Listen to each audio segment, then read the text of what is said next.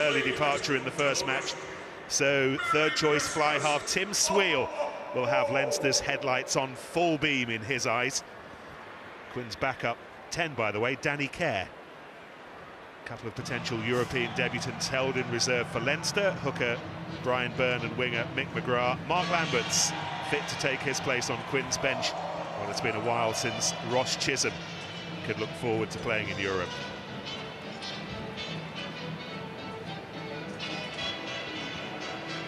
I thought Jamie Heaslip's interview with Craig was absolutely fascinating. He couldn't take his jersey off last Sunday for 45 minutes because he'd not done it justice. He'd not done himself justice. It hurt so much. Yeah, I think when you... it's being good at winning is knowing and feeling the pain of losing, and no one more so than Jamie Heaslip. But as he said in the interview, he's got a chance to get back on the horse so quickly. Look at that intensity in his eyes.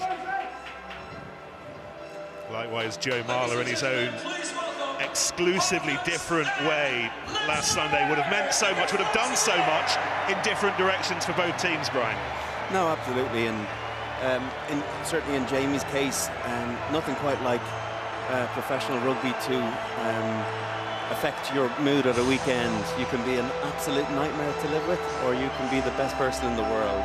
And obviously Joe, don't know his family life, his family situation, but I'm sure he was in a pretty upbeat mood all week, and I'm sure those Leinster boys will be looking at sending him home in less jovial spirits today. Well, it's the midway point of pool matches in the first season of this Champions Cup. Just a gigantic weekend for the Irish provinces in particular, not just Leinster here, but Munster in Claremont tomorrow, Ulster in Llanelli, a match that you'll be able to watch with us. All of them on the edge, all of them needing wins. This one will be officiated by Romain Poit. First-hand view of Ireland's win here against South Africa last month. It's been 17 years since the quarter-finals in this competition went ahead without Irish involvement. There's that much on the line over the next 24 hours. That's what Leinster are playing for. That's the prize that Joe Marler and Quins are playing for. There's a big scalp to be taken here. Quins. There is, and you really set yourself up. Europe takes a rest after this weekend, of course. What shape will these two sides be in when the final whistle blows? Jimmy Goffer gets us going on a dry, chilly, perfect night for European rugby. One of the great games of the season. We're hoping for one of the great games of the season. The first mistake is a Leinster knock-on, and it's taken on by Charlie Matthews. The breakdown, such a key part of what went on last weekend. Leinster second best, it would need to be said, and that's an area that needs to be turned around for them tonight. It is indeed. It's such a crucial area for any side, but particularly for these two sides who love that continuity in their game, as we just see the early kick-off. Leinster will really be working hard on the breakdown and the scrum. Got turned over on too many occasions, as we see Sean Cronin just forcing the knock-on there. First scrum. In an area that Harlequins probably out of better in South West London. I think, Nick, with Mike Brown standing at first receiver there on the left, that's the beauty of having a left footer at fullback when your 10 is a right footer, is having two kicking options. And obviously everyone knows Mike Brown is very capable of running from everywhere. So just that setup is conducive to being able to load either side. And I think as well, just taking a little bit of pressure off young Sweel as well. No Nick Evans, of course, and huge amounts of pressure on Tim Sweel. So Conor O'Shea quite rightly putting Mike Brown in there.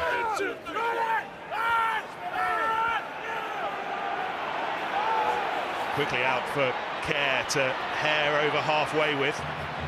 Held on to it. Sweel was there. He's taking it over the 10-metre line. Fanning tried to hold him up. Gopeth has a little fish, but it's Quins' ball.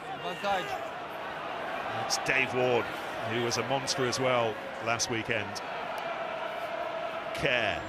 There is Brown operating in the first receiver position. Marler, the captain. Kerr. Yard was offering himself. Instead, it's Robson. We'll come back for the penalty. 8 offside, Jamie Heaslip offside. Yeah, he was kind of put his hands up and was asking Romain Poit whether he was okay to get the ball. He thought he was onside. Time off. Yeah, the problem was he was asking him, am I onside from an offside position? Yeah, he was definitely offside. Early problem for the Leinster number 8, early problem for the Quins number 8 as well. Nick Easter took a blow to the head. Acrobatic try, a dozen carries on the way to him being man of the match at the Stoop. Well, he's certainly a player they won't want to lose for any part of this game. Chris Robshaw, of course, not able to play. Isn't it amazing how much space Danny Kerr suddenly found down that short side? We don't see the ball coming out so quickly from scrums anymore. We normally see this kind of repetition of number 8s holding it in and penalties being drawn, but great to see Danny Kerr running into the open space there. It's a little replay of Jamie Heaslip offside. This is how Nick Easter hurt himself. He was rather pushed into Darragh Fanning. Certainly won his individual contest with his opposite number last week. Just wonder whether Quins will want to keep him on the field rather than losing him to the concussion assessment. Offside by 8. Can you move? Time back on. They certainly won't take any chances with Nick Easter if there is any hint of potential concussion, but he's back on his feet and he's on his way. Joe Trayfoot, 20, is the back row replacement, but it doesn't look like he's going to be needed for the time being. And there's an early opportunity for Tim Swiel. First European start, 21-year-old, third choice fly half. He's only on loan from the Sharks in South Africa until February because Ben Bottika's injured. Here's a pill that if he pops it will settle the nerves early on.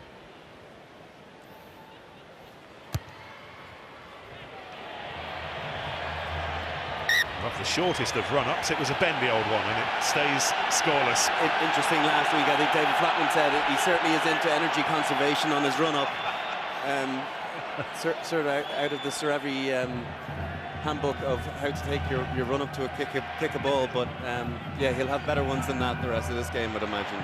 It's one of those that if you kick it, everyone says what a brilliant kicker you are. Gopeth launches long back to the South African. He's actually qualified to play for England. He's keeping his cards open at the moment. Born in Taunton. Challenge in the affair. Rob Carney. Back in the day when he used to do that as a schoolboy, playing GAA. Taken on by Jack McGrath. Expecting Cian Healy back for the Six Nations and all that he brings with the ball in hand. Stay, bro! But in Healy's absence, Jack McGrath has grown and grown in stature as well. Kerr. Chased by Dominic Ryan, the 7. Big night ahead for Ryan. His thigh injury is cleared up and Gopeth happy to find some distance. Brown not holding onto the ball for long. Tikaratuma, whose interception try, the difference between the two a week ago. Carney sensed some space, but perhaps get the angle that he wanted and straight instead into the arms of the fly half. Hold, Quinn, stop you! Madigan. New partnership for him in midfield today with Luke Fitzgerald. Interesting to see how that goes.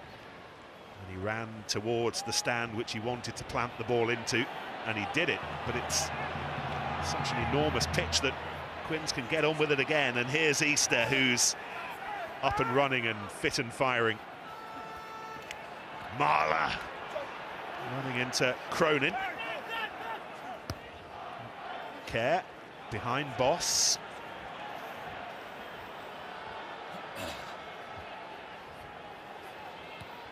Stay blue. And then Madigan finally into touch, and at the end of that we might yet get a line-up.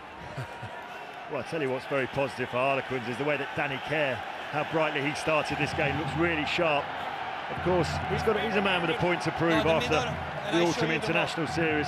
Just sniping away, finding those gaps. He's had one great run off the base of the scrum and some intelligent kicking, so good start from Danny Kerr. I'm wondering, Lawrence, as well, is is Danny going to try and take some of the pressure off Tim, and maybe they're going to play some runners off 9 a bit more than 10 this week? He doesn't need that extra workload, so we know how good Danny is around the break. You have 2 meters. At the breakdown, see if he can bring his forwards into play off that. This is Wallace with Kerr just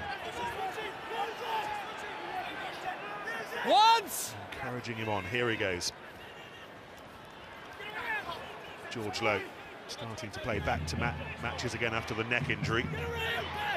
Harlequins enjoying some early possession, some early time on the ball in Leinster's half, but the ball was lost forward off the feet of Matt Hopper. So on we go with Brown, winner here with England in the 2013 Six Nations.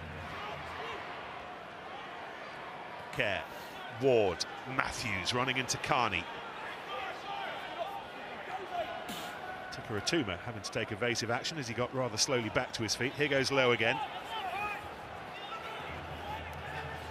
Early test of the defensive fabric of the men in blue.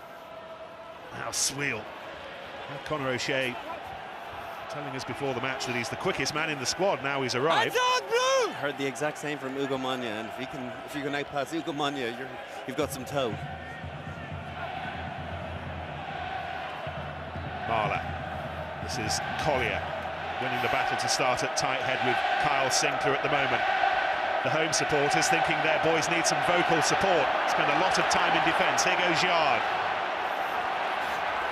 Yard holding on to the ball a second too long, and there were players coming in as well off their feet to help him out. Well, I was just about to say how well Quins has started. Every single player seeming to feel confident, get his hands on the ball early in the game, but just one loose pass set them back 20-30 yards. Great line speed from Leinster, and they win the turnover and the penalty. Conor O'Shea's bunch really did pick some moment to produce what was comfortably the best performance of their season so far. Brian, you've got your eye on something. Just the first scrum of the game. Obviously, seeing what happened last week, maybe Leinster thought they needed a scrummage at 6, and that's where Rhys Ruddock got stuck into the scrum. That's why Danny Kerr had a good path around the corner to bully Jimmy Gopperth on a 2-on-1, albeit Jimmy did extremely well. Yes, you do see that so often now, Lawrence. You were one of the first to do it, the little meerkat over the top. Well, you can't get caught at the back holding on, that's for sure. I didn't have enough pace to do that, not towards the end. Boss. This is Cronin. First time for Leinster to really have a word or two of their own. Gopperth. And then Fitzgerald coming in on a cute little angle. Grazing Harlequins' defence rather than cutting it. The ball's been bouncing forward, so Carney will be brought back. But a word, Brian, about that partnership between Madigan and Fitzgerald in midfield, a bit like Harlequins finding a balance in the days post-U. There's been a bit of a conundrum for them this season. I think when everyone saw the two together, they thought immediately they're going to play the ball to hand an awful lot. These two guys are very exciting footballers. They want to play with, as I said, with it in hand rather than to be chasing Gary Owens all day. So the two of them know each other quite well. They played 10 and 13 in school together for a year, and they'd be good friends. So you can imagine the small little chat that they're going to be having out there is going to be about how they're going to be able to unlock the Quins' defence. And the change in balance of a midfield that suddenly has him in it as opposed to Gordon Darcy. Lukey's a physically more imposing person. He's 6'1" or 2", probably another 5 kilos on Gordon Darcy. So straight away, you've got a guy that can carry, albeit Gordon fights above his size. You've got someone that's really a huge threat on the gain line. So he can mix his game up between having nice skills and being very physical. Yeah, I think the point we hinted to before the game is whether those two, Madigan and Fitzgerald, can really sort of boss Gopperth inside them and try and get him playing a wee bit flatter. Hopefully they will tonight. Let's see what Rhys Ruddock does off this scrum. It's actually Dominic Ryan closest to us at the moment, but we're going to see what their defensive tactics were because scrum went in early. Interesting, Quins are, they struggled a little bit in the scrum in the Aviva Premiership, but in Europe, been very different for them. Really worked on what went wrong for them against Bath and came back very strongly last week and have started brightly again this evening. Stay, stay, stay. Carney carefully into touch, and once again, Away, Quins! Harlequins not waiting for the big blokes to lumber across. They want to get on with this. Again, beautifully taken by Carney. All out. Spun away by Kirshner. Kirshner again, acting at scrum half. Flicked away by Madigan to Fitzgerald, who gets a questioning little grubber kick through to Brown. 40,000 Leinster folks spotted the heels of Mike Brown going into touch and just made sure that the referee heard about it as well. 40,001. Let's just have a little look at this. It was a nice little kick in, was coming quite quickly. Of course, Mike Brown could have easily let that go. Felt he had enough time. Oh, that's a tight call, isn't it? It was the little left toe. Six men. The little left toe and 40,000 fans, I think.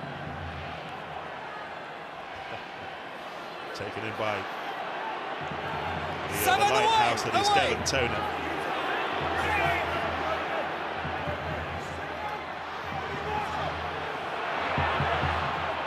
Ruddock's looking for it.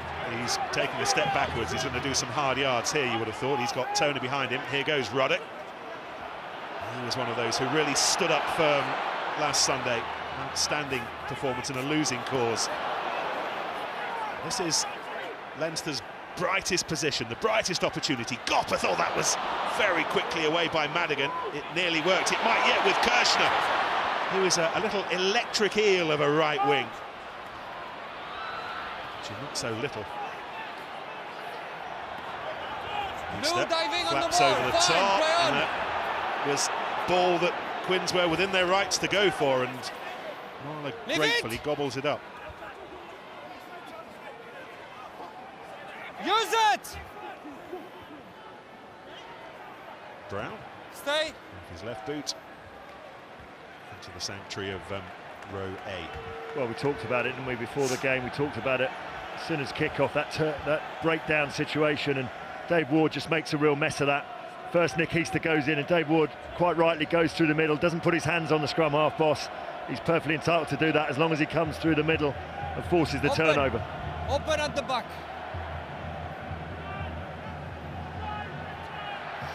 Leinster touching up at the big stadium again, half a mile or so up the road from the Royal Dublin Showground.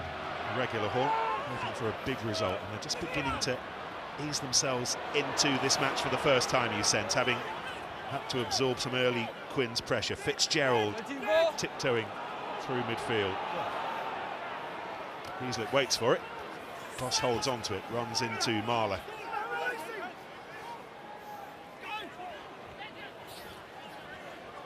Taken on by Dominic Ryan. Thigh injuries cleared up to allow him to take his place ahead of Geordie Murphy, who isn't even in the squad this evening. Nick, a lot of what Lawrence was alluding to before the game, the speed of the ruck is what's killed Leinster. And even here, they've probably gone through 5 or 6 phases and not really gone anywhere on the pitch. They need to get ball carriers aggressively on the line and not invite the Quins defence to identify one-off runners and make big hits. Well, the other you're quite right, Brian. The other thing is they rely on that man, Jamie Heasley, and probably Sean Cronin to be those the guys who are really going to penetrate. And I know I keep harking on about it, but you put Sean O'Brien next to them and Cian Healy next to them, and it just gives you a few more options and a few more decisions for the defensive side to make. It all leads to the kind of turnover statistics that Quins enjoyed last weekend. Yeah, I mean, that's Part huge. of the root of Leinster's problem. That's huge. Last week, I mean, we talked about there not being much between the sides last week, and there isn't really, but in that statistic, there you have it. And it's not just Chris Robshaw. I know he won half of them, but Dave Ward and Nick Easter, they're all working incredibly hard. Here is Ward. At the end of all that, there wasn't a straight throw to come at the end of all that movement. I was just about to say that the line-out was a real positive for Harlequins. I'm glad I didn't really, but Monsieur Poit isn't one to get on the wrong side of his word is absolute gospel. So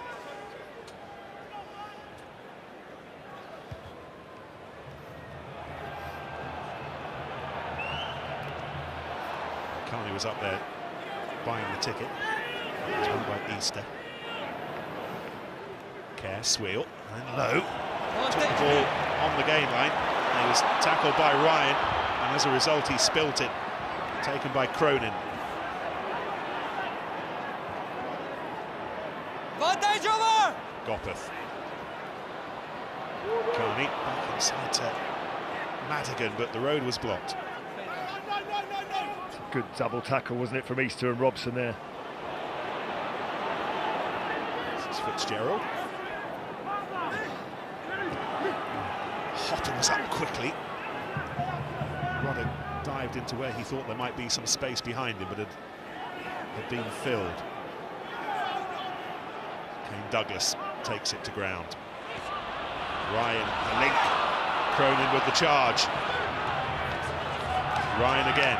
Now he's driven backwards by Marler. And McGrath was walloped by Robson. Both sides defensive sets, getting an early test here, but Heaslip half sensed some space and very nearly got through it. This is Fanning. Is living on the opposite wing tonight. He's on the right at the Stoop. Darcy's absence means that Kirshner comes in on the right, filling the hole left by Fitzgerald, who's in midfield, and at the end of all that, the ball was lost again. Advantage over! Both sides are enjoying plenty of ball time. Territory in promising areas without really finding any fluency at the moment. Well, it's one of the characteristics of Leinster. They go through so many phases and put the defensive side under a lot of pressure, but so far Quins have really been very strong in that area. The kick just gone a little bit too far.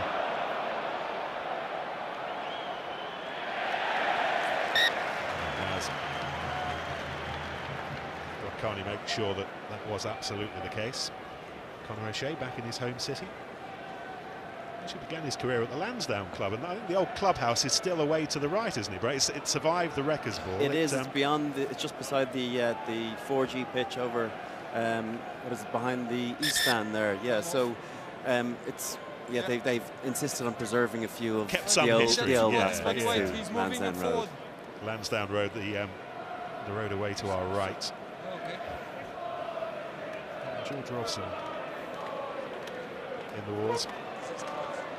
Increasingly loud whispers around the club these days about the arrival next season of the Australian James Horwill. If that's the case, Robson will enjoy working with him. He really will. He's been fantastic. Yeah, not physically the biggest second row, but I tell you what, he gives it everything he's got. Really, really good in the line out, causing all sorts of problems for the opposition line out as well. And he's been very physical. Made a great start to this game. Hold it. Hold it. What's been happening tackle-wise? Imagine that these will be quite high, these figures. 69 tackles in the opening 17 and a half, 18 minutes. Yeah, I mean, what it shows is the continuity from both sides, really going through the phases. I mean, it's what Brian said, great surface out there, really good conditions to keep ball in hand, and both sides really testing each other out. Crutch. But both are up to the task, very strong defensively. Only one try, of course, last week between the two sides. Only 3 points. Early engagement from Collier. Heaslip not hanging around. Boss. There goes Ryan. Test debut here against Georgia last month. Provides the link to Madigan, who played so well in those autumn tests. There's Heaslip again.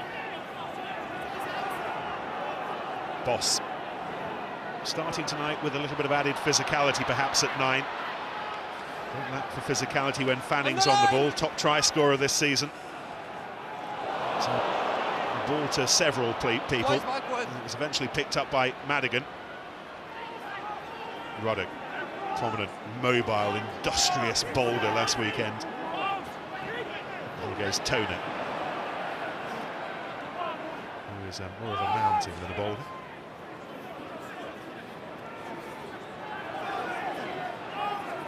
It's in a familiar position of the pitch so far, creating any real dangerous-looking sparks in the 22 has been the issue. Long way, 7. Got a penalty, however. Jack has conceded it, and we will come back for that. 7. Preventing the support. It's a feature of the game, Brian. We look at the teams statistically across Europe always have to make more tackles against Leinster than anybody else. Leinster with the ball in hand are supreme, but it's making something work off the back of it. It's what you do with that ball, and we've never seen a quicker kicker of a ball. No, the mark is there. Get another go, or I wonder if this might be Assistant tackler. Jimmy Gopperth range. Gopperth tends to take the longer kicks, doesn't he? He does, and obviously Jimmy's a pretty impressive kicker. He's got some good stats himself, but I think on this occasion he's going to nudge it into the corner. First real mistake we've seen in the game there from Harlequins. They put the kick in, and Danny Kerr fielded the return and was sort of looking behind him, expecting the call to come from Mike Brown, and gave Leinster a free catch. He got 21 there. That was inches. Inches short of going over the flag, wasn't it? That was close. But he wins a 5-metre line out. 6 men, 6. When you stay strong on the look to see how it's going, you know it's tight. Taken in by Toner. They are twisting. Ryan amongst those driving for the line, and he's still driving. He's on the ground. Well, Jack McGrath can have a conversation for as long as he likes with Romain 9 on the ground, could not play the ball. So I think your number 1 was pulling in 9 because he couldn't pulling in Danny Kerr. 9 on the ground, playing the ball and scoring. How close were they to scoring there?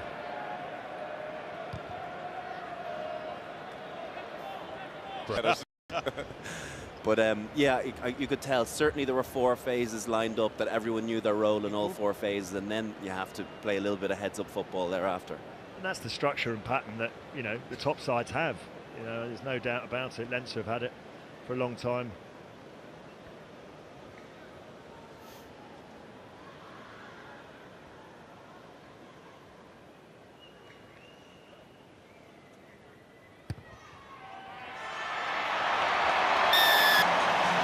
First points of the evening belong to Leinster, and they belong to Ian Madigan. 26 minutes. They lead by 3 points to 0. Little shot of Matt O'Connor. And we can talk to Guy Easterby, Leinster's manager. What have you made of this so far, Guy? Are you seeing any kind of pattern? What's it looking like down on the touchline with you to get themselves out of this corner, and they've not done it yet? It's Ruddock trying to strip it back. Well, it's good work from Matt Hopper. First Mike Brown, Marlon Yard.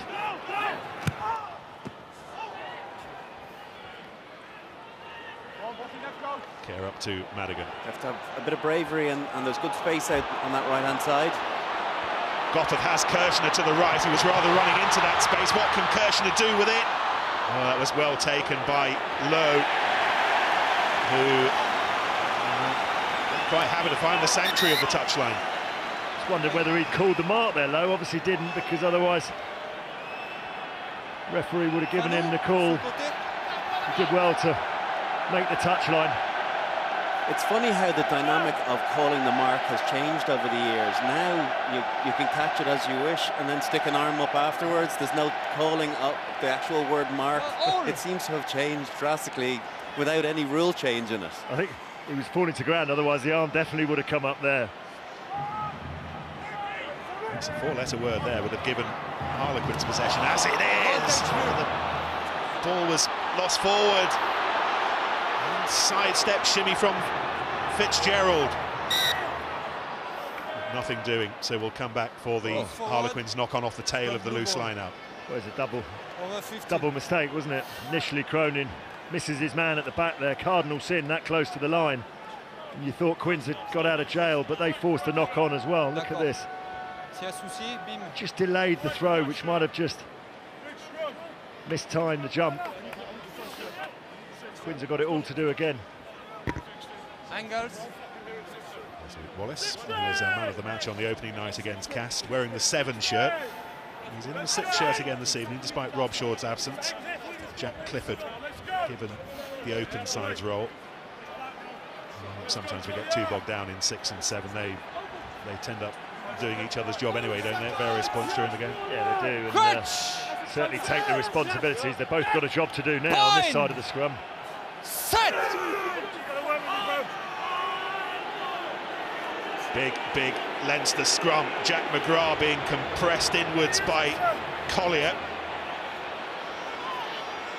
Wouldn't have done a certain amount of disruption, but Heaslett brings it away, and Boss scores.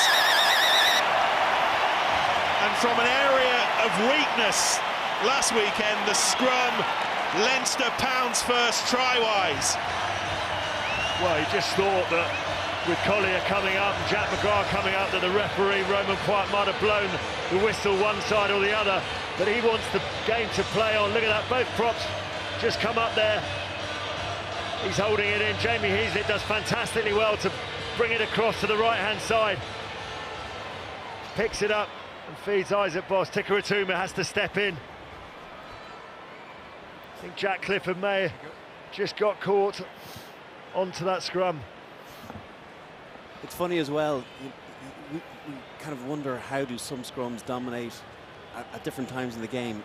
It's more often than not, it's because it's 8 guys scrummaging against 6, because the flankers have to have that ability to play off, and they're not lending their full body weight to their prop. And that was definitely one of those circumstances where Clifford was thinking about pushing off, and Leinster were able to scrummage as an 8. And the man who got to start this evening ahead of Owen Redden, Isaac Boss, setting up this conversion opportunity for Madigan. It's a tough one. Right beside the touchline, a bit of a breeze kicking up, blowing in from the docks. And slices across the front. The 5-point score is all they'll get, but that's more than enough for the time being. We'll just see the replay there. Jack Clifford just gets held in a little bit at the base of the scrum, just for a split second. That's all it takes. That's called experience. Taken again by Ruddock, who continues to catch the eye. Kevin McLaughlin was part of the warm-up this evening, but not playing tonight. No Sean O'Brien still, or Shane Jennings either. Those two still injured. Penalty, Harlequins against Mike Ross. Yeah, Mike Ross penalised for coming in the side, but again, it's the work of Dave Ward, the hooker. Just gets himself in over the ball, just putting a little bit of doubt in the mind of the referee, and Ross has to come in. Watch this. Initially, it's a good carry. Goes through Marlon Yard, but look at Ward just staying in there. So effective over the breakdown. If you feel comfortable, we keep going. His body height as well, you know, he missed him first time, and that's why he had to start dragging him. You miss that opportunity against the likes of Dave Ward, and he's going to be on that within a second. The referee only needs to see him for a second too, pulling at the ball, and that's a certain penalty.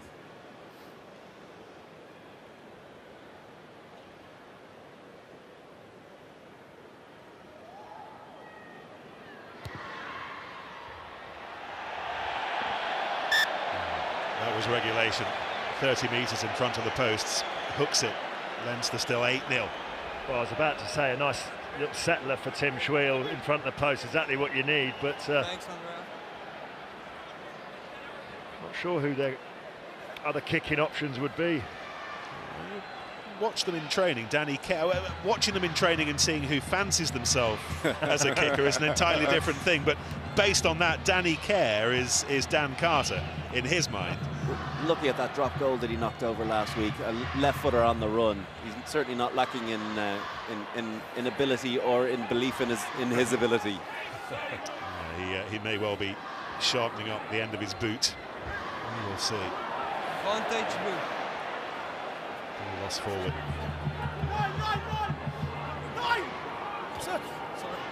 This is Ryan. Wrestle Advantage over! on the halfway. Heaslett linking up with Madigan, who fires it to Gopeth, who has Fanning.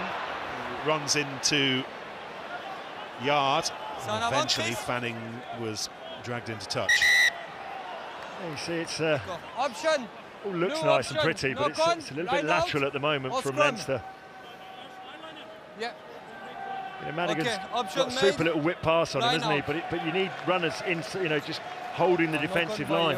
Your players here. I agree, Lawrence, but at the same time, I think we could, you know, from a Leinster perspective, you could certainly look at holding a bit more depth out wide. You know, when he's having to throw the ball that hard and that flat, you know, there's something wrong. And he threw a 20-meter pass; it was almost lateral. So another yard at depth and running onto it, you know, might be something for the boys to think about.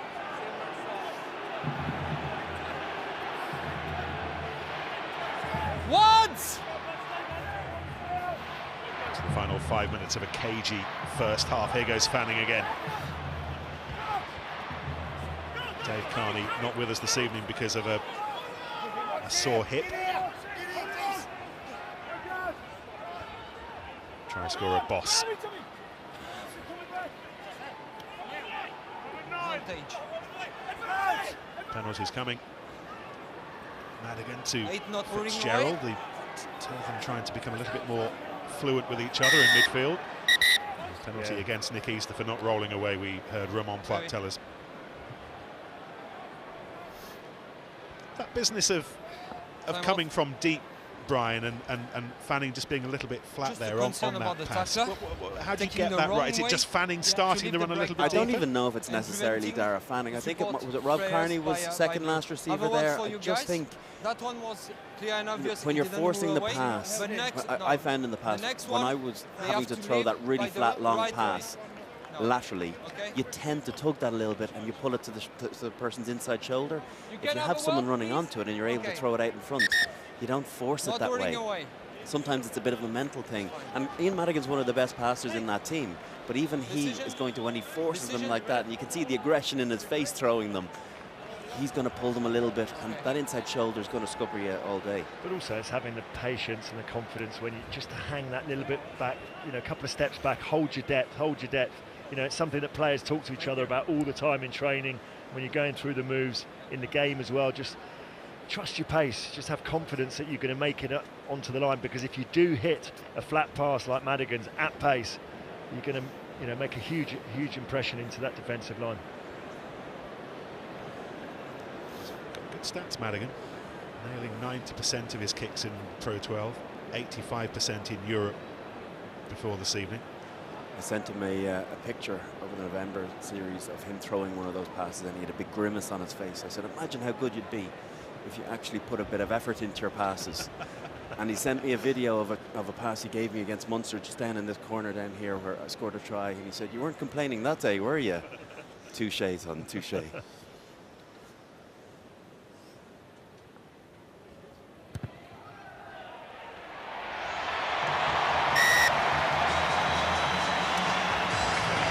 Three more points for Ian Madigan. And this is folding out to be a pretty decent first half for Leinster. They lead 11-0. Well, it is. It's probably as much daylight as we've seen between these two sides in recent meetings, isn't it? You know, never much to choose between them, and Leinster built a nice, healthy lead. Not obviously, they have been helped by the fact that Tim Shrill's missed a couple of kicks a goal. And if he gets a hat-trick, we'll treble them. If you love football, you'll love a bit of Betfred. At Wickes, the 50% off kitchen unit sale starts soon. You can choose from 28 stunning kitchen styles and all the quality features you'd expect from a leading kitchen retailer, like soft close, curved corners, and solutions to maximise your space. It's got our name on it. Wickes. Book your design consultant appointment for before 28th of December and you'll qualify for another 10% off on top of all our great offers.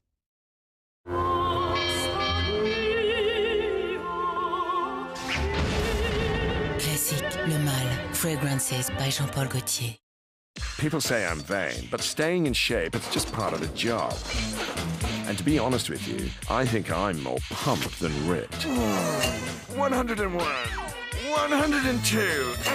In the Aviva Premiership, my young man, you've got to be able to handle yourself.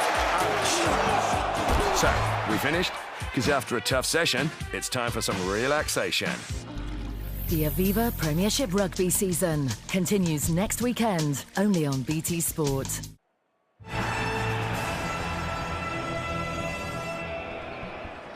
It is absolutely hopping here at the Aviva Stadium in Dublin, where Leinster lead Harlequins 11 points to zip. The kind of night when you need your kicking boots. Tim Swale still has to find his 2 missed penalties, 2 successful ones from Ian Madigan and a try from Isaac Boss, giving the home team the lead. Just to mark your card, Monday night rugby tonight, that giant England and Saints centre. Luther Burrell will be our guest. BT Sport 2 from 8 p.m. But sit back and enjoy 40 more minutes of fantastic European Cup rugby in the hands of Nick Mullins.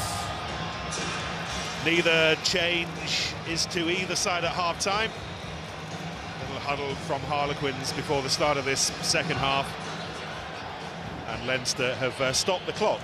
The try-scoring clock. They managed to get one after about 3 hours, but it was a big one. Isaac Boss's score. And they have at times played like a team, particularly Jamie Heaslip, who know they're standing on the edge here. That interview with Craig before the match, and the little notebook that he writes his bits and pieces in at the end of each game to remind himself of the pain in the week following. And he's really taken it out onto the pitch, and his players have followed him as well. Make or break, he called it. The game that matters most, our season. At the moment, Leinster are resuscitating their season, but another 40 minutes for us to enjoy it and for Quins to do something about it. Here goes Gotteth.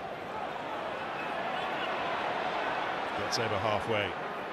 He's got a couple of Quins on him. This is Ryan.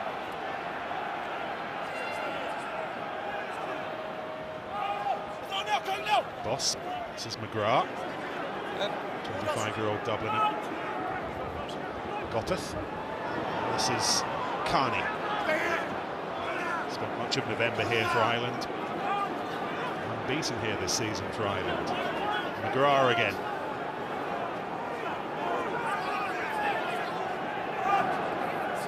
Gotteth. There goes Madigan. And runs into a combination of Hopper and Ward. Can't get beyond halfway at the moment. Toner.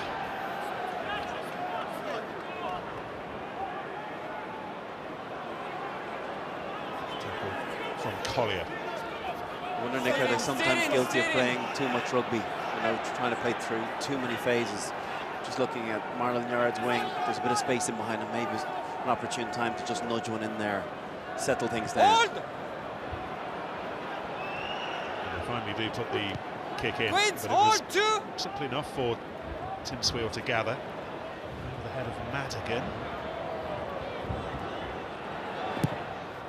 2, stop! That is in midfield, loose for Tikaratuma to run onto. Runs away from the support that was provided by Yard. And she needed the help of Lowe. All to the floor by Cronin. Marler. Oh, Marler's through a gap. Who's up in support? What a position. 15 metres out, centre field. The ball's been lost forward. There's a penalty coming anyway, and Brown gathers, and Brown's under the posts. And they needed the sharpest of second half starts, and the Marler burst and the mazy run from the fullbacks given it to them. Well, where do we start there? All the Leinster players surrounding Roman Poit saying you've got to have a look at the TMO. He was playing advantage. Yes. For an infringement at the breakdown. With the grounding. Just check in a breakdown if 15 blue pulling back the ball, or a Quinn player knock it on. All right? Okay, I check it. Well, the ball definitely went forward. Yeah.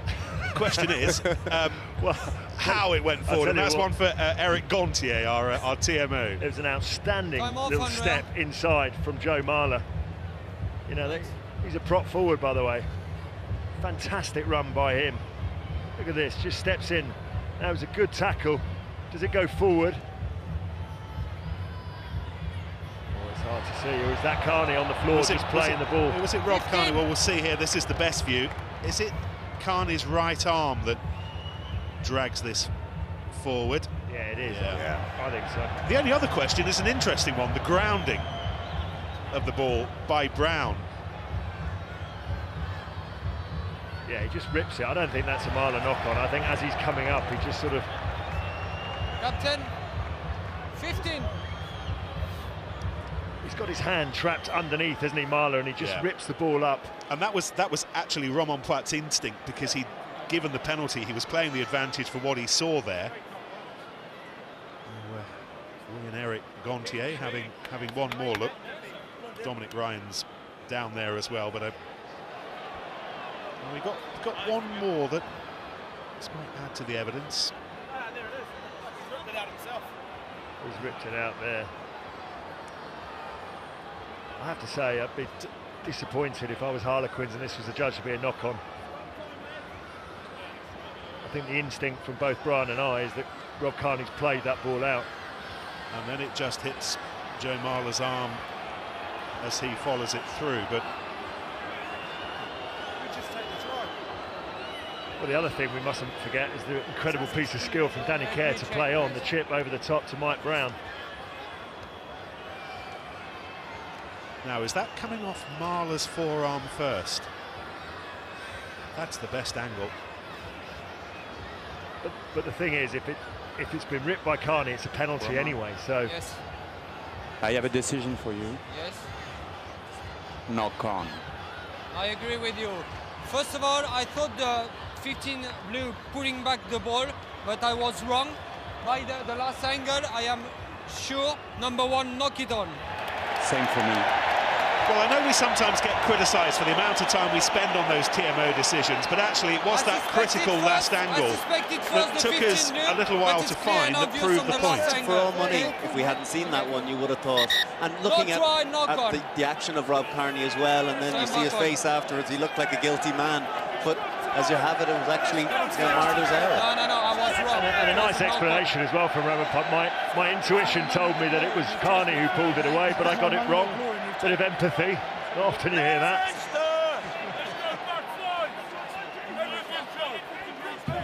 Still some defensive work to be done by Leinster's scrum. Crutch! Point! Set!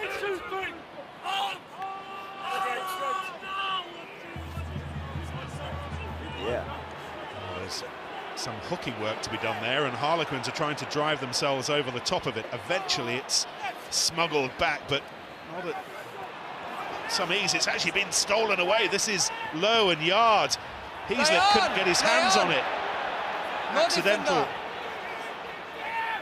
As Wallace ran into his own man. Robson. Quins from the scrum that they won.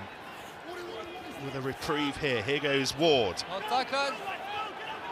Yard against Leinster for Bath nearly 10 years ago, and it was the best part of 8 years since he made his second appearance.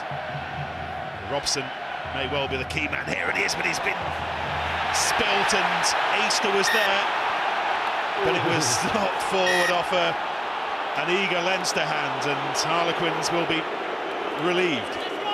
Yeah, they will be relieved.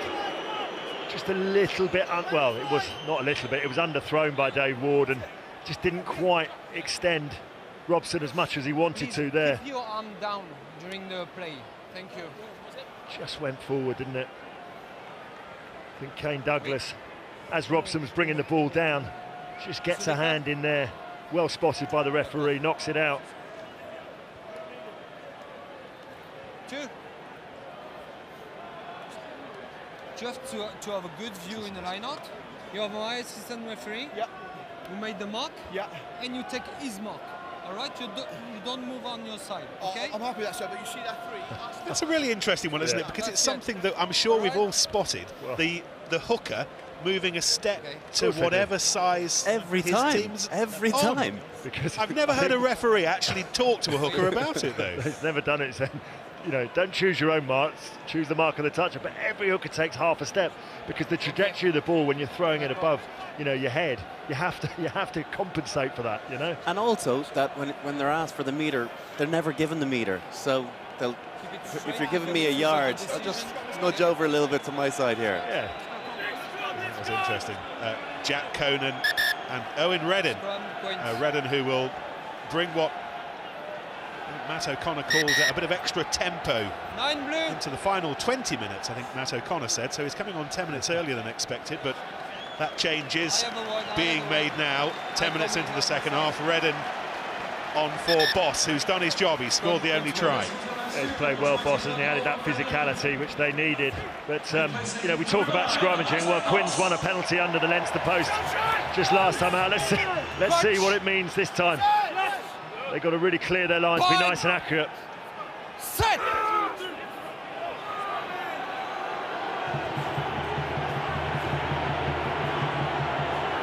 It's a solid scrum, which Redden's doing his best to make difficult for Danny Kerr. And a solid scrum, just concertinaing. Yeah, referee Roman Pite's happy that it just came up, as we see Isaac Boss. Look at that, that's his contribution in the game. Meters made, passes 60. The mark is there. Same ball. So he's played over 100 games now, Isaac Boss, and statistics like that keep him fully focused in the coach's eye.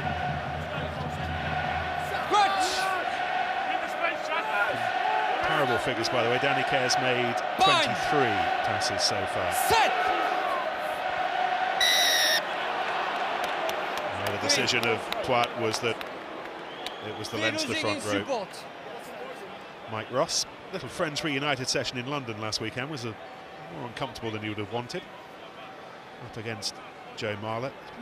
A bit more parity in the scrum. Well, I think Quins have, dare I say, got the upper hand at scrum time. It's one of the reasons why Leinster haven't been able to dominate over the two games yet. Brian. Sorry to interrupt, Lawrence. Just quickly, if we look to the Joe Marler break, it's actually, I'm not sure whether it's bad defence from Jack McGrath or that his line hasn't come with him, probably a little bit of both. And as a result, Joe Marler's able to identify the dog leg and put himself through the gap. Lovely little show and go, guy that clearly has plenty of football, of seeing his options and playing to them. Well, we talk about the importance of Cian Healy from the Leinster front row as a ball carrying forward, and Joe Marler very much so for Quins as well. They miss him now. Hopper tackled inside his own 22 by Gopper. Use it! Stay Brown. Quins! Oh, that was a cruel bounce. It was a cruel bounce, just but to make sure, hold on. you know, Quins first of all just tried to move the ball a little bit wider. Hopper decided a better option was to turn inside, and they used that boot of Mike Brown very effectively, and he got the bounce there. Line for Quins, line for Quins. Just don't feel Quins have had anywhere near enough possession in this game, really. 34% as opposed to Leinster's 66, and you know, you're not going to. They're defending well, but you need more possession than that to mount a challenge, and especially to bridge this gap between the sides. They just need to put some phases together and spend some time on the ball, you feel. Suggestion from the touchline that Mike McCarthy isn't far away from joining us. Carney. Here goes Kirshner. Springbok on from the off this evening in the reshuffle that was prompted by Gordon Darcy's withdrawal this week. Darcy nursing a calf injury. Madigan, and again that pass fired off the right shoulder. Could have been intercepted that if Quins had been on the game. High risk, high reward, isn't it? They've thrown a couple of those in the game and some didn't go to hand. That was beautiful, but it could have really cost them at the same time. Fitzgerald. And then Carney caught the ball and Robson at the same time, and to add insult to injury, the ball was forward as well. Yeah, right idea, just again, just delayed the pass for a split second.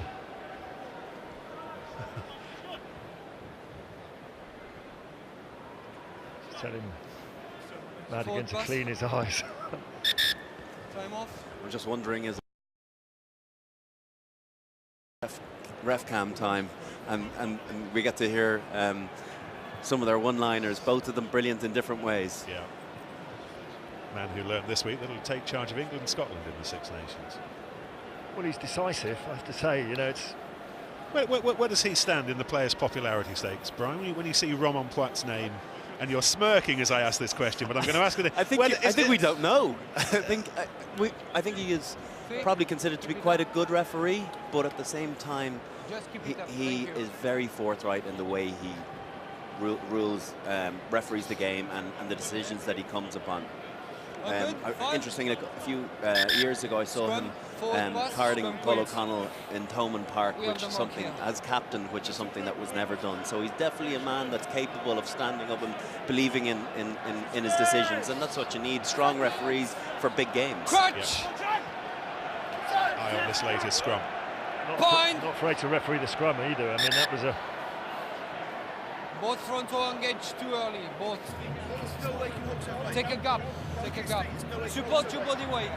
I know a few years ago, referees who came from France, particularly in the old days of amateurism, were always good at the scrum, because that was the one part of the game that really mattered back. You went to a local village match as a ref and got the scrum wrong, you were lucky to get out alive.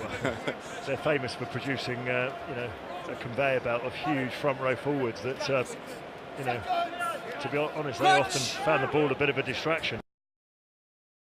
Fine. Set.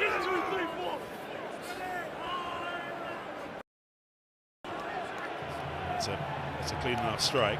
It's at this point that Harlequins have struggled to gain the control, but they don't struggle there. Walking around, Jack McGrath with a questioning face. I mean, well held in there. Another penalty against Jack McGrath. They're mounting up a little bit, but Nick Easter chose to hold the ball in there. Was the right decision, draw the penalty.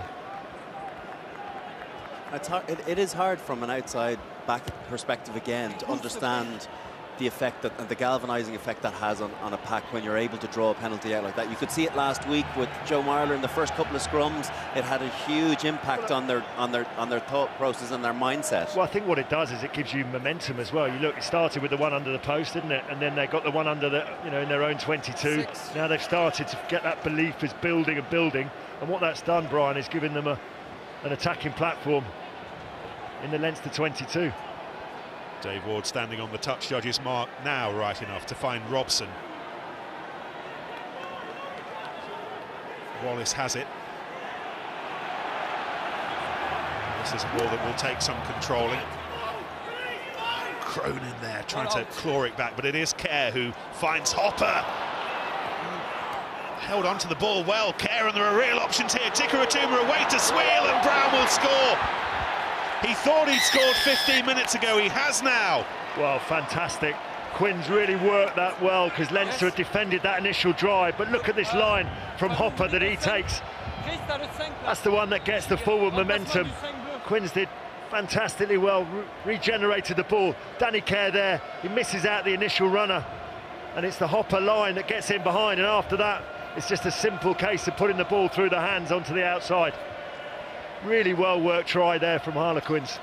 You're right, Lawrence, and it's the quick recycle from Hopper as well. They didn't actually need to wait for a ruck. He was able to pop it off the ground and keep the phase play going, and that's how Tikaratuma was able to get that offload away. Well, in all the fuss, it's often forgotten that Mike Brown scored the only try back in 2009 in that quarter-final. Ultimately undone by Felipe Contepomi's 2 penalties, but he's got another here in Dublin this evening.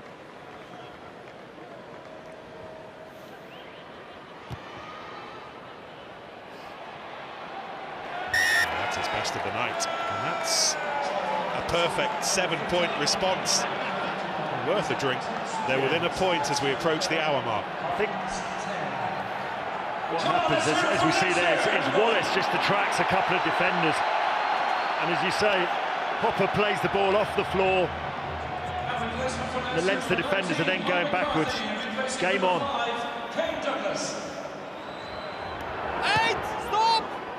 Leinster replacement that we signposted a few minutes ago has happened. Kane Douglas has come off. Mike McCarthy on. Here's Douglas, pitched up in Dublin from the Waratahs this season. Wallaby international.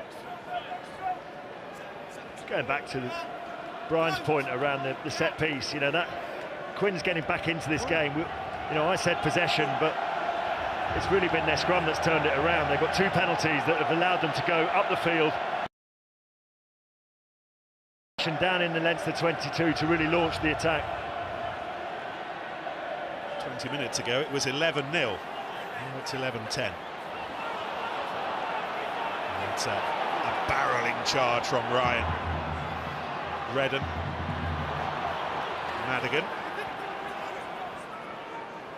Gopeth beyond Fanning, and Hopper was up quickly. He's had a good game, Matt Hopper. He's been very busy in attack and defence.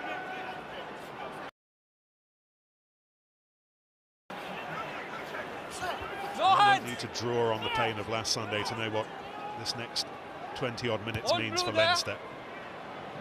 Lose this, and the 3 times champions are as good as gone this season in the New Look Champions Cup. And that's the loosest of kicks, and it's going to cost them 50+ metres. Well, I think Jimmy Gopeth was trying to put the ball in behind Marlon Yard, but just skewed off his foot. This has given Quins another attacking opportunity. Just feel the momentum slightly shifting their way, and Leinster have to be careful. Yes, play smart and play a bit of territory, but at the same time, you know, they have to keep on playing. You know, as soon as you go into your shell and you try and defend a 1-point lead, you're dead. That impression hardened as well by the feeling that at scrum time, the Harlequins have really just tightened the screw a little bit in the second half. Well, they have, haven't they? We said it. Just gaining that upper hand, and it's an upper hand they've not had, Nick, in the Premiership, which probably explains the inconsistency in their performances. They've certainly had it in Europe. They scrummaged really well against Wasps earlier on in the campaign, and they're going well again tonight. And credit must go to their staff and their players, because they had a torrid time down in Bath, and this is the same group of players, albeit with Joe Marler back in the scrum.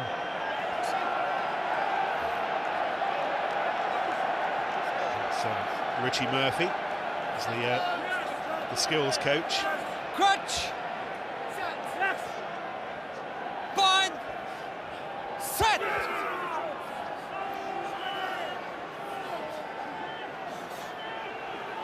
Their other coaches, Marco Caputo, the scrum coach, will be watching this area very carefully, and once again Harlequins holding it in, tempting the penalty perhaps. Low makes a couple of handy meters. Kerr keen to get on with things. Tikaratuma took it behind him, and as a result McCarthy was able to drag him backwards and hold him up, and it's a long way down when you're being held up by McCarthy, but did well to get that ball to ground. And Hopper again central to Mike Brown's try. God, didn't they do well to get that back from Tikaratuma? It looked like all money that it was going to be held up. Low again on a ball that he'd nearly overrun, but it's Ward. Yard's waiting. Lowe's just beyond him, and there's Charlie Matthews as well, but it's Yard who takes the responsibility. Kerr. Clifford with the spin, earning 2 or 3 metres. Marler.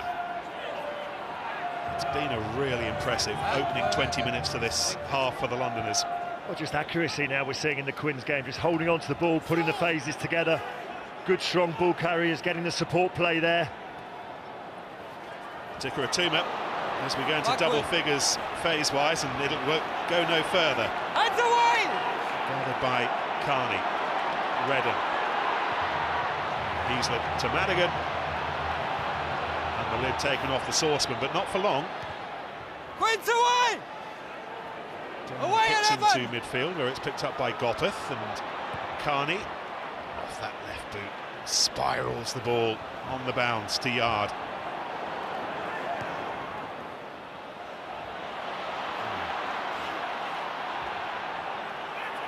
Doing his best to win back possession he'd lost. He's been quite quiet today, Marlon Yard. You know, he could probably get himself involved a little bit more. You can see he's frustrated, can't you, Brian? He's desperate to get himself in the game, but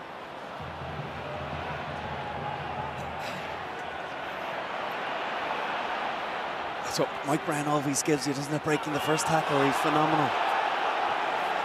And the ball's been lost forward, however, much to Brown's fury. He's absolutely livid.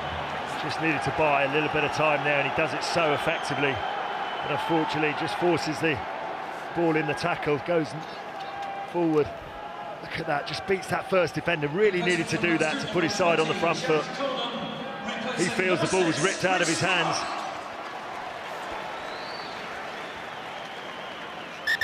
Time off, one on the ground. While we have this break, we can have a word with Harlequins coach Mark Mapletoft. word said at half-time, Mark, and the impact they seem to have had so far in the second half. Yeah, accuracy and keeping hold of the ball, really. We just gave Leinster far too many attacking opportunities in the first half, and we've managed to rectify that and had a very strong first 20 of the second. Lawrence wants to ask you a question. Well, just saying the scrum, Mark, you know, I know you worked on it after bar. It's been fantastic and really brought you back into the game tonight. It has. It was the same last week, Lowell. It was a great platform to work from. As you well know, when you've got that dominance, every time there's a mistake from them, you can put pressure on, looking to squeeze them at scrum time, and then put them under pressure as well. It was a big factor for us last week, and it's starting to come into the game again now. So let's hope we can continue that for the last 17. Thank you, Mark. Brian, you mentioned Marlon Yard. I think it's fair to say that he's not really popped yet this season in the way that you were expecting one of the big summer signings to pop. He's been there, but not quite where he needs to be. Yeah, and maybe, you know, it's gone back to early in the year when it was Chris Ashton out-chased him for a kick that seemed like a lost cause. And just those small moments have a tendency to build up throughout a season. He just needs to go looking for the ball a little bit more, in my opinion. Only pushing.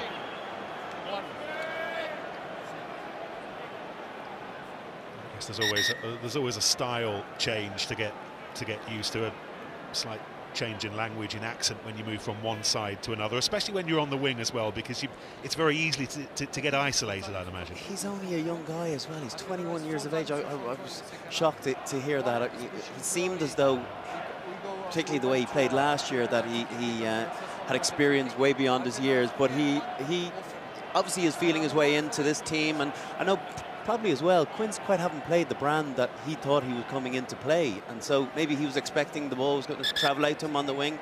It hasn't transpired that way for him, so he needs to go looking for it a bit more. Just Roman Platt explaining to Jamie Heaslip he's had one too many infringements at scrum time. Jack McGrath really under the pump at the moment. Confirmation from Romain Poit. These are critical moments, Brian. They are really on the edge here. Time to be a little bit concerned if you're a Leinster fan here, because there seems as though there's only one team in the ascendancy. And oh, how clever was that to Easter, linking up with Ward, who fired straight into Kirshner. Move at the front of that line out. Quins remaining inventive. Marla. Sweel. Dummy run provided by Wallace, not used. Kerr claiming that the ball wasn't coming back quickly enough. It's being held up. It's Robson. Sweel. Oh, where's he going? Like a quarterback in the pocket. It's held up by Jack Conan, who's come on. Conan on for Roddick. Fortunate there, Leinster, not to concede the penalty. 15 minutes to go. Charlie Matthews tells Marlon Yard to get out of the way. He will go on his own. Easter. McCarthy over the top of the ball and very nearly winning it back. And Brown again, it's all Harlequins. It's they who continue to ask the questions. Loose, lost forward, Leinster possession. And Kirshner will hammer it long, and he'll chase after this. And he'll hope that it bounces into touch, which it does. And a moment of real concern has been dealt with, but we're going to have a word with Romain Poit and a touch judge. Blue, please. Yeah, Danny Kerr was just asking the referee. He felt one of his players was taken out without the ball. Let's have a listen to... He was asking quite vociferously, wasn't he? Il y a une plaquette sans ballon. D'accord. D'accord, vu d'un bleu. C'est confirmé par la vidéo. D'accord. Parce que je vois pas du tout le numéro, je suis caché. D'accord. Il y a un plaquage sans ballon d'un bleu. D'accord. Stéphane Boyer, well, I think you could work that out for yourself. He wants to have a look at the video. Yeah, I mean... We suspect a tackle without the ball by there's no blue doubt. players, but we don't have the number. On Queen's player, around 15 there. Can I have a look, please? Well, that's a good spot by the touch judge, because Okay, we check. I'm not sure Roman Pratt was going back for that. Danny Kerr was talking to him, saying he was taken off without, without the ball before I passed it to him.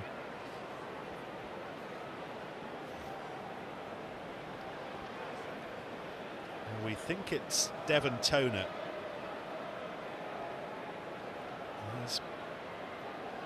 There's a tackle on Jack Clifford.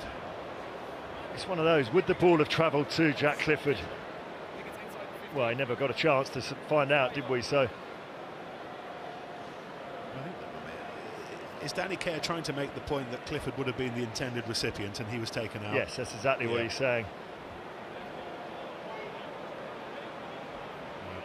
I think Okay, Roman, I've got a decision for you. I have my own decision. It's a early tackle, but 4 with no danger.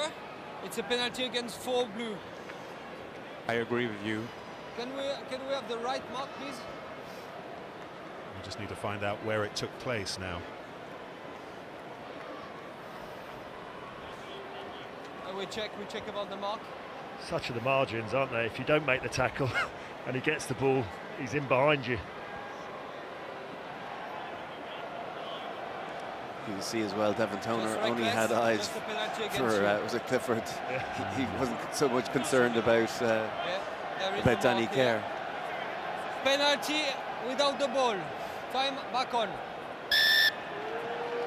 Goodness me. Goodness me, into the final quarter of an hour. Nothing's guaranteed off a kicking tee placed down by Tim Sweel at the moment. However, every opportunity to move ahead for the first time. Well, we've had. Yep. Okay. Thank you. You push back, Blue. The mark is there. The mark is there. Well, everything, even little moments like that from Joe Marler, just increasing the thought in the referee's mind that Harlequins are on top of this. Well, they are, and he's just stating the obvious. And it's hard to say that they don't deserve this win the way they've played in the second half, or this lead, I should say. Still plenty of rugby left with 13 and just a little over 13 minutes to go. However, they were 11-0 down at half-time. 26 minutes later, they're ahead in Dublin. Come on, everybody, let's hear it for Leinster! And the Dublin boy can only watch and wonder. Well, he said they were going to come here and give it a go. They weren't going to sponge, I think was the word O'Shea used, and they haven't done that. They have given it a blast, particularly in this second half, and that was brilliantly taken from the restart. Tikka Atuma chasing the box kick from Kerr. Comfortably enough for Carney, but Tikka Atuma made it tougher work. He's hurt himself in the challenge. Madigan. Marler with the attempted charge down. Sweel underneath it. He did well initially and then put Yard in possession. Stay there. Matthews. Leave it! Opted against the clever ball out of the back door. You stay in front, 7, hold! Brown. Onside. Nick Easter lumbering after this, as is Robson. Taken by Kirshner.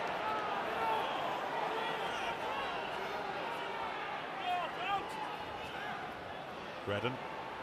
Toner. Link via Madigan to Gopeth.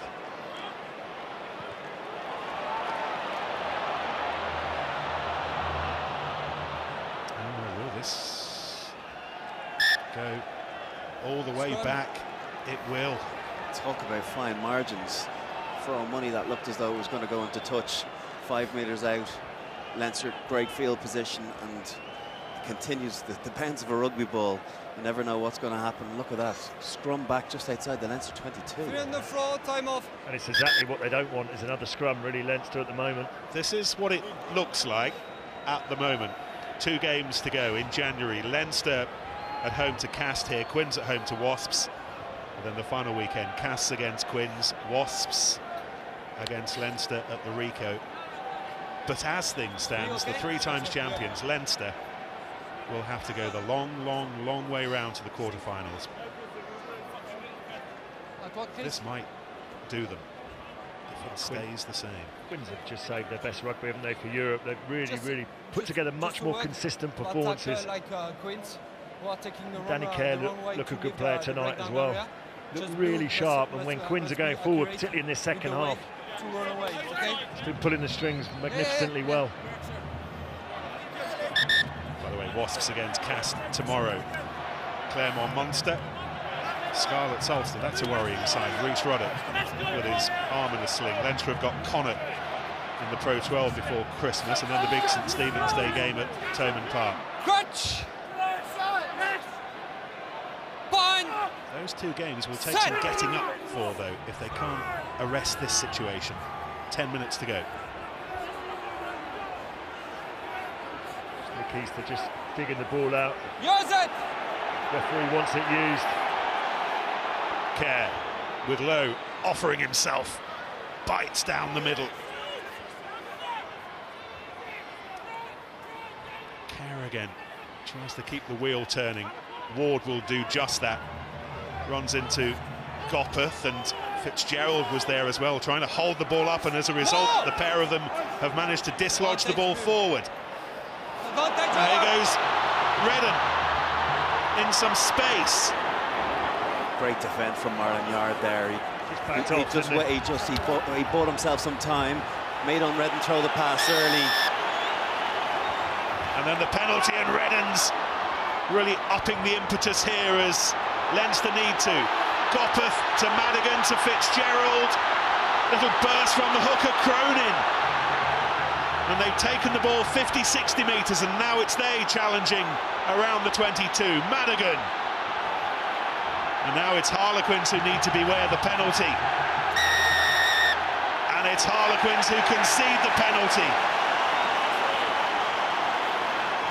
Yeah, fantastic. 2 tap penalties from Owen Redding.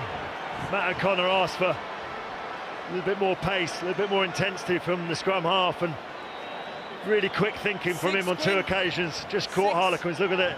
This is the first one. You have a shot? Yeah. Well, he said that he'd bring some tempo when he came on. That's just what he's done there. Well, it looks, on that first one, it looks as though Phil Bennett wants his dummy back. It was something that we haven't seen for a few years, but I've seen that in training on numerous occasions, and when he winds it up that way, many's a forward has bitten on it, so whoever that was, don't feel too bad.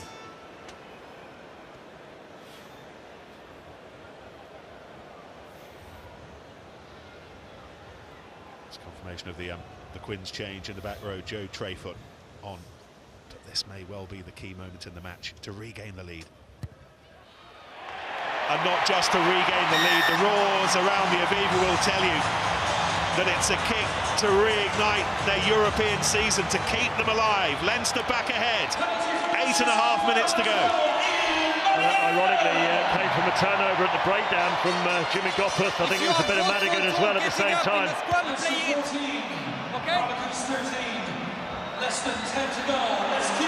Big restart. Well taken by Fitzgerald. Didn't just win it, he then won 10 metres. Dominic Ryan. Good space in the backfield if they can go early off Jimmy here. Well, Gopeth hoists it high instead. To Brown, whose try brought Harlequins right back into this match. And here's the new man, Treyfoot. Experienced little like this so far in his short professional career. Hopper. Tikaratuma saw the run come, and then he had to hold himself back. Leave it.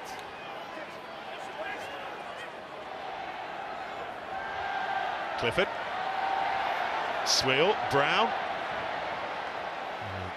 Leinster can try and calm things down with their own throw at the line out. Yeah, Mike Brown clearly trying to keep that ball in play. A little bit of cramp there. It's really come alive. Just that one score either way just gives the momentum back to the other side. Leinster took the kick-off, had a real spring in their step. Still anyone's game. Let's go!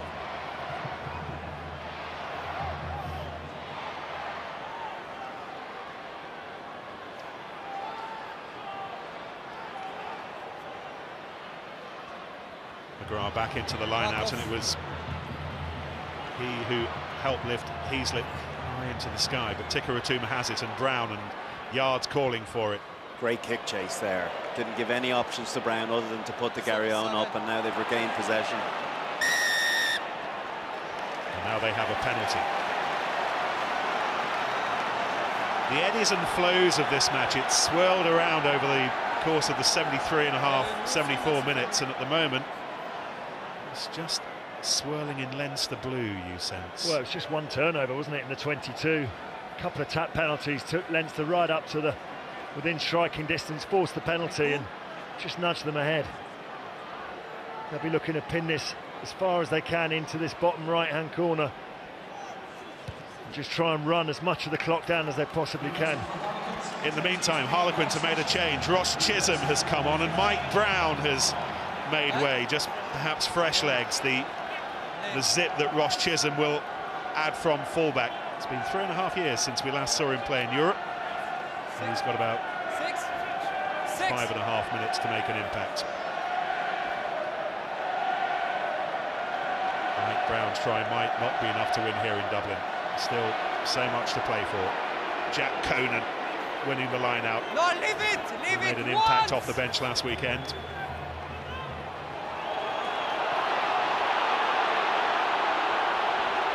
Tona amongst those coming in trying to dislodge the ball for Redden to use. Gopeth above his head. Fitzgerald was offering himself, but in the end he was just a man to latch on to Kirshner. Heaslip, you saw his interview with Craig before the match. You'll know exactly what this meant, and it's been stolen by Ward. Leinster throwing bodies in to try and win it back, but it cares to play with. Hopper, Matthews, Yard, Chisholm's up in support, tackled by Fanning. Tapped through by Cronin, and then Ryan was there quickly.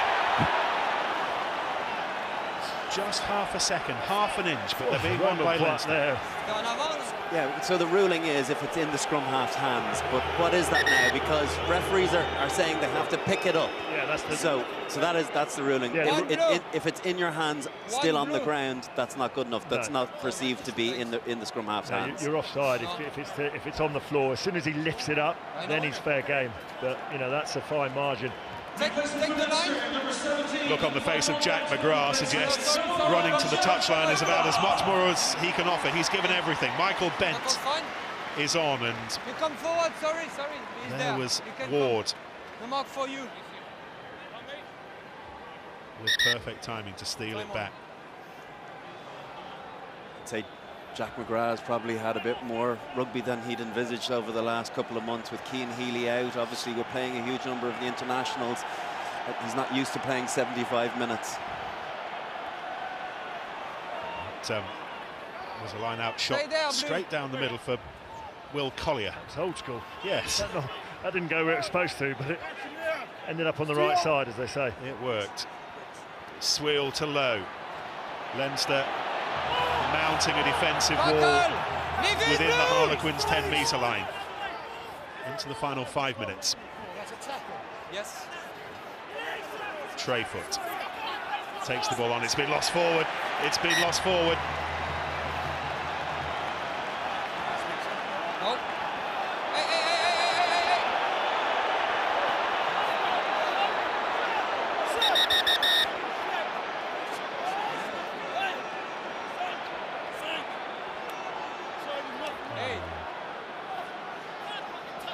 Is that Dominic Ryan who's on the floor? Jimmy, don't. And I have to say, I'm not a big fan of going up to referees telling them what they did do and what they didn't do. It's just, we're all grown men out there. This is only favouring one team as well. Leinster will be happy enough just to settle things down, let the referee have his word with both captains, and then reset. There's no question that Dominic Ryan was the one who came out of it worst. No, listen to this. 9 et un suivi du 12 bleu. D'accord. Ensuite, il faut que tu regardes juste après le geste du 5 sur le 7 bleu. D'accord. C'est important parce que je suis caché, mais il y a quelque chose qui se passe ici là aussi. D'accord. Donc ce qui est sûr, c'est qu'il y a coup de poing du 9 en premier. D'accord. Suivi du 9, du 12 bleu. Donc tous les deux se rendent les coups de poing. Voilà, exactement. Et ensuite on vérifie sur le 7 bleu. Le 5. Danny Kerr on Ian Madigan. Getting a lot of numbers here. Yeah. Right? 9 on 12, Yeah. and then 5. Can we I tell you check what. the first act by 9 Queens punching 12 blue. Gave a back afterwards, and can we check about the 7 blue if something happened on him? Okay, we began with 9 queens. Yeah, we begin by the scuffle, and afterwards we check if we have an angle on 7 blue, please. Okay, we check. I think it's fair to say, Nick, whoever this goes against, I mean, if it's Leinster, that's the game really for them. Oh, well, it's Madigan initially on Kerr, and it was Madigan who came through.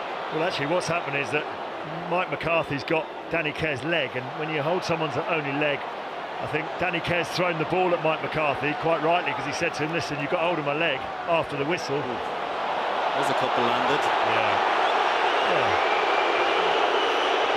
I mean, you could argue that the first one came from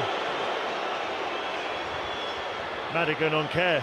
Yeah, where did the row start? Is it with a ball throw? Is it with Madigan on Kerr? Or is it the couple that are landed on the ground? Is it McCarthy lifting the leg? Well, it's all of that. It's all of the above, isn't it? It's a brave referee to give it against Leinster.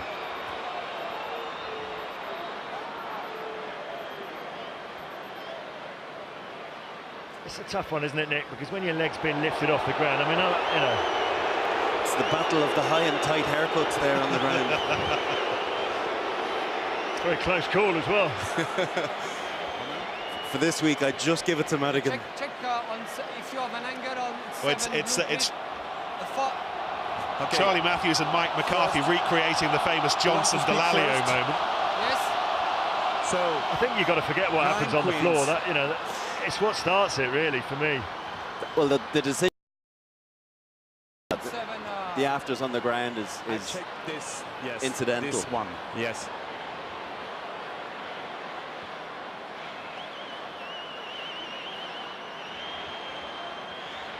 There's nothing in that. Well, let's see what they so have Romain, to say. You have no more? we are looking for. Okay. Keep it. From the start, I'm telling you what I saw. 12 blue grabbing head on 9 queens. 9 queens punching him in a second time.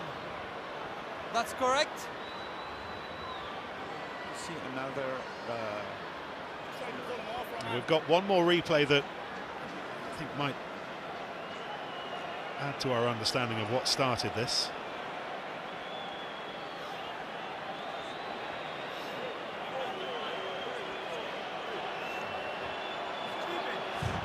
Marlon Yard doesn't look overly fussed. He's saving himself for the next round, isn't he? Yeah. I think they're looking at this Charlie Matthews.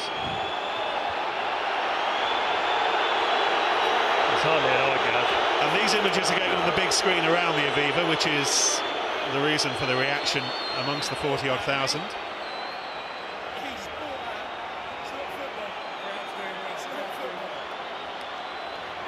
There's nothing in that.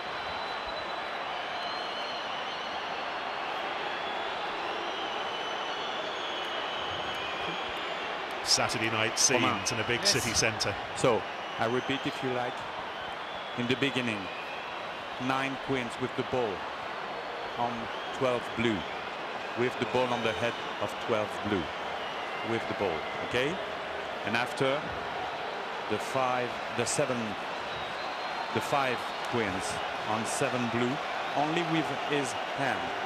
No punch, nothing clear and obvious. Close to the eyes? No, not on the eyes. Not in the eyes. Close to the eyes. Just up on the eyes, yes. Okay. I have my decision. First of all, 12 blue was involved to grab the 9 queens by the head. That's a penalty against 12. Queens gave it like a punch or like a scuffle, doesn't matter. But number 4 queens have hands close to the eyes. That's a yellow card because you are not sure about the fingers on the eyes. All right? Okay. Captains. Well, at the end of it all, it's Charlie Matthews who's seemingly going to get the yellow. I think as well, in fairness to Dominic Ryan, I think he's holding his jaw. Blue. Sorry, we'll listen to He grabbed the 9 queens by the head. On the floor, he gave it a punch. Okay? But afterwards, the 4 queens had hands close to the eyes. We are not sure about gouging, but that's a yellow card. That's the last call against queens. Number 4. So you're doing him for gouging? We are not sure about gouging. So what's the pen for? Hand in the face? Hands in the face, not sure about the gouging. This is the reason why that's just a yellow card, okay? C'est pas le 5, c'est le 4, c'est le grand chevelu. 4 queens. I think you could hear the irony in Joe Marler's voice there. Yeah, and also, you know, the touch judge, the TMO's told him it's not near the eyes, it's not gouging. We are not sure about the gouging. That could have been lost in translation. Maybe they were better off speaking their native tongue. Time back on. Sydney for Harlequins number 4, Charlie Matthews.